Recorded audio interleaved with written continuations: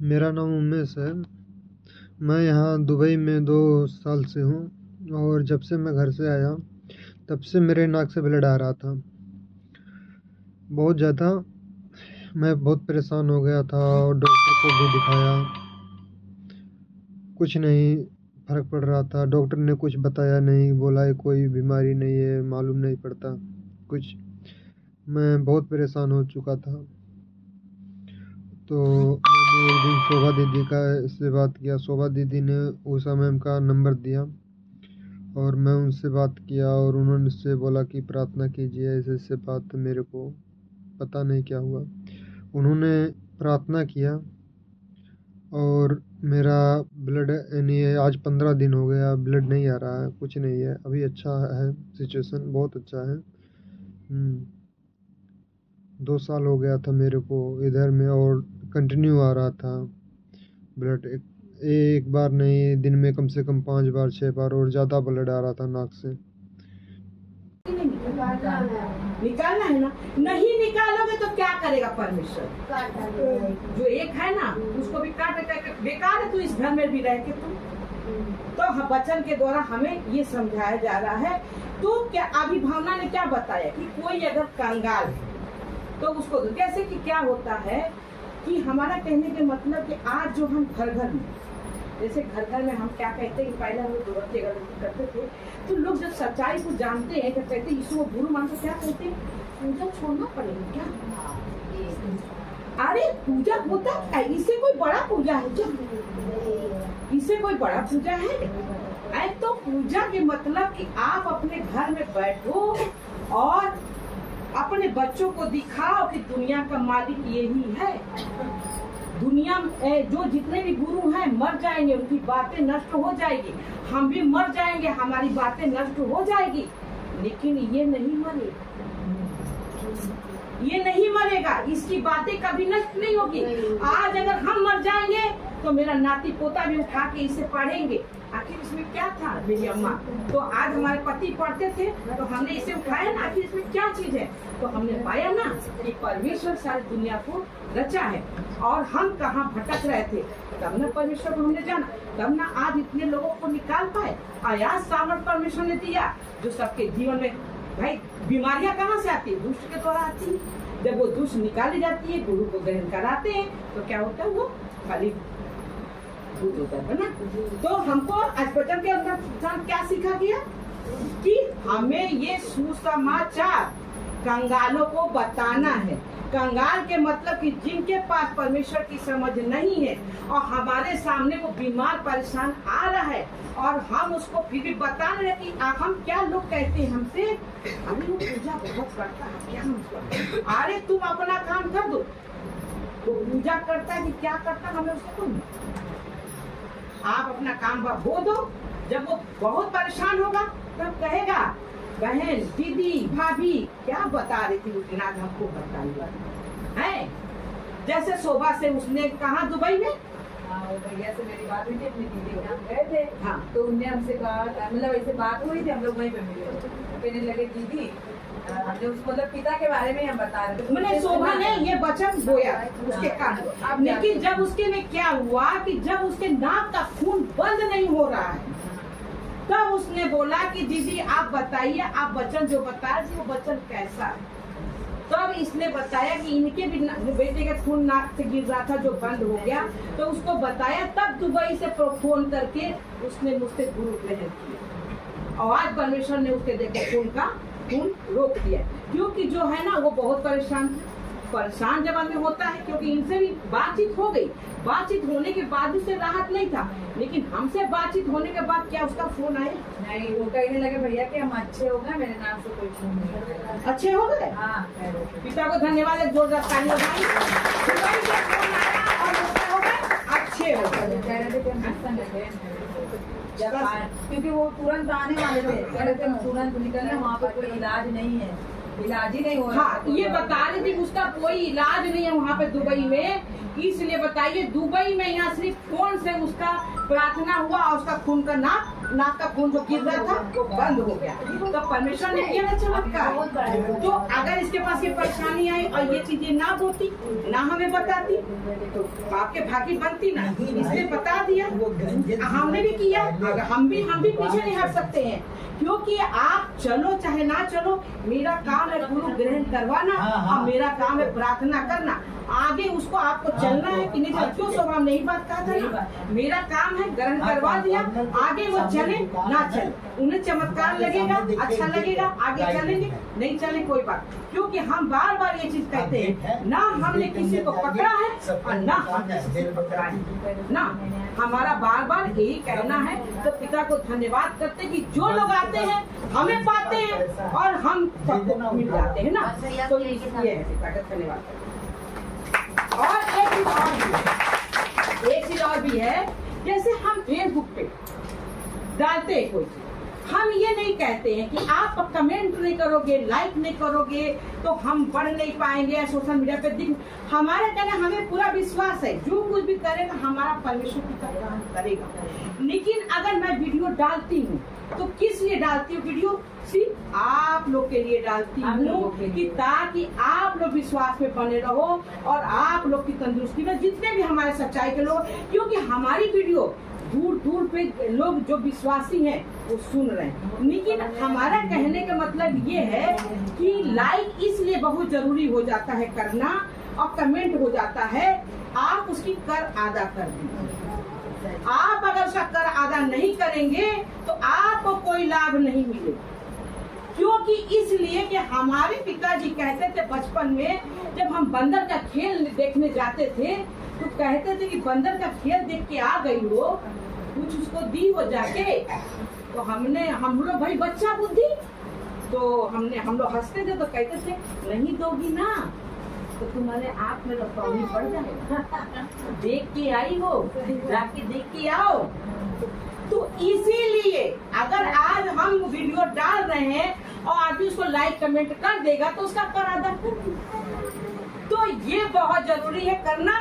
बाकी आगे बढ़ा, क्योंकि कहा है परमेश्वर ने वचन में कि ना बीज बोने वाला बड़ा है और ना सींचने वाला बड़ा है, सिर्फ वो बढ़ाने वाला बड़ा है। यहाँ तक ले जाने वाले हमें कौन है? सिर्फ परमेश्वर पिता है, हमें और कोई नहीं लेके गया है और ना कोई मुझे आगे लेके जा पाएगा। तो पिता को बहुत धन्यवाद करते।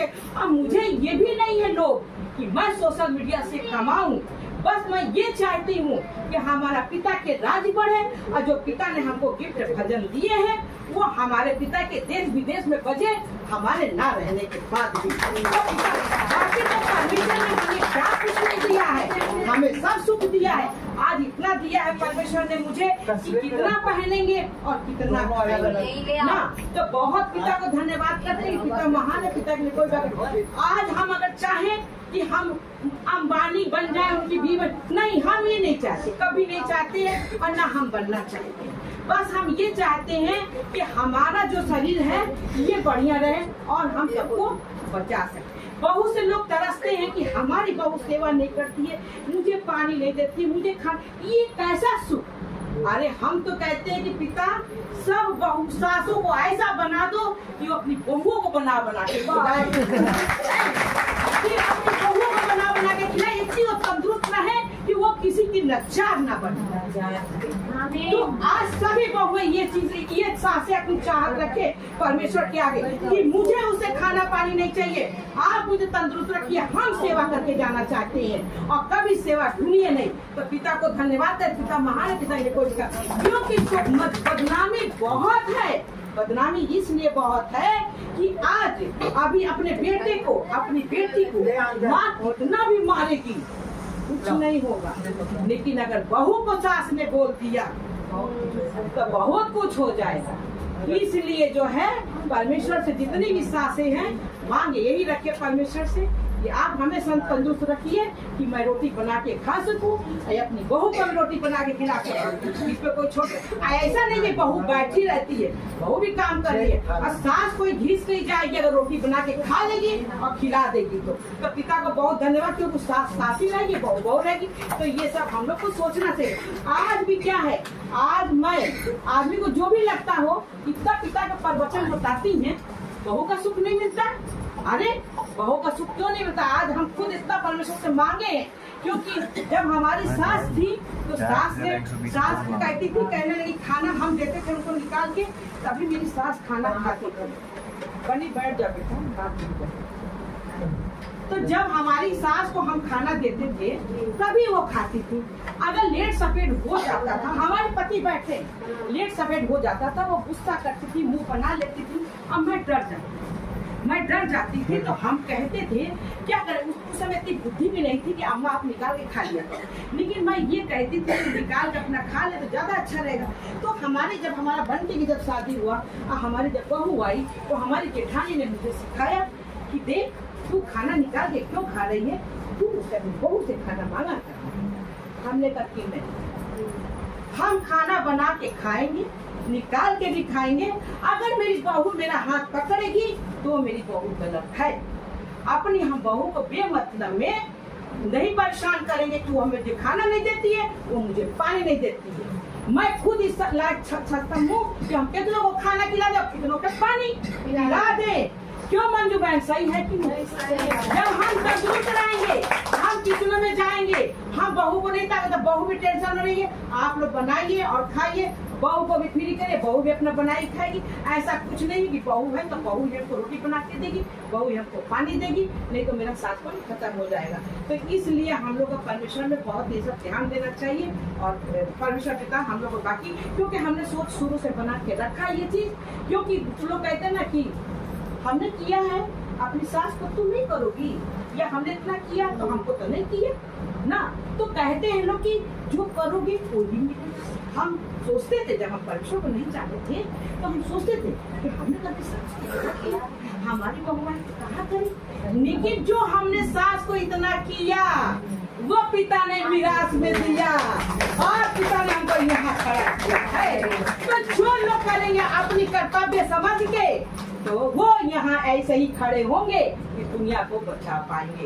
तो पिता को धन्यवाद करते हैं, पिता महान है, पिता के लिए कोई काम नहीं है।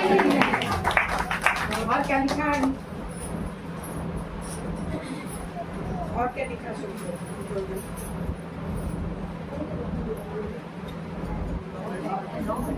अच्छे का बारीक ने रखवाले की कहा, देख 3 वर्ष से है इस पंडित का पेट, 8 वर्ष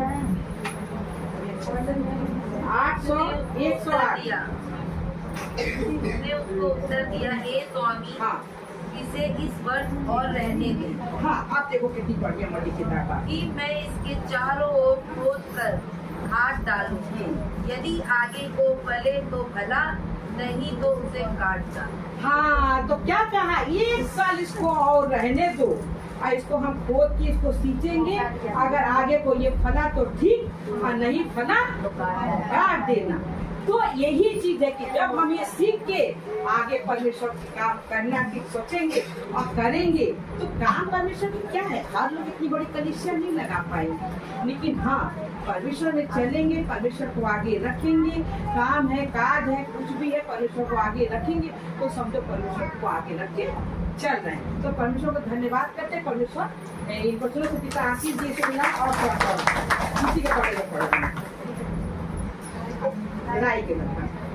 फिर उसने कहा, परमेश्वर का राज किसके समान है, हाँ देखो, और मैं उसकी उपमा किससे दूं? किससे? वह राई के एक दाने के समान है, जिसे किसी मनुष्य ने लेकर अपनी बारी में बोया और वह बढ़कर पेड़ हो गया और आकाश के पक्षियों ने।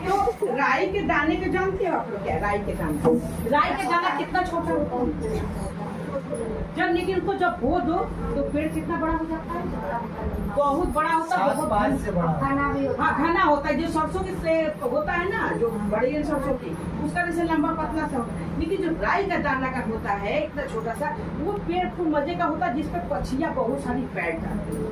तो परमेश्वर के राज्य क्या है? राई के दाने के बराबर है। अगर आज गायत्री के जीवन में परमेश्वर ने काम किया तो आज आप लोगों ने भी सच्चाई को जाना, तो और आप लोग भी सच्चाई को जाने हो तो आप लोग भी आगे निकालोगे, तो आप लोग भी ऐसे बढ़ोगे, पेड़ बनोगे ना। अगर कोई अपना को बताना नहीं जाता है, बताया नहीं जाता है, वो ऑटोमेटिक परमेश्वर आत्मा में डालते हैं कि अगर ये दुखी है तो इसको मैं बता दूं ताकि परमेश्वर इसका भी भला हो जाए। कोई बताना नहीं चाहता है, कोई नहीं बताना चाहता है कि इनका भला हो जाए, लेकिन वो परमेश्वर की ओर से ही होता है कि वो अगला बताता। क्यों? अभी आप आई हो ना? आइए। आपका बेट नाती का ये तो बैठा है, आपका नाती जरा खड़ा बाबू, खड़ा करो। वो खड़ी हो जाओ, ये बच्चा है बाबू, खड़े हो जाओ। ये बच्चा है, ये बच्चा है, देखो इसकी माँ इसकी ऐसे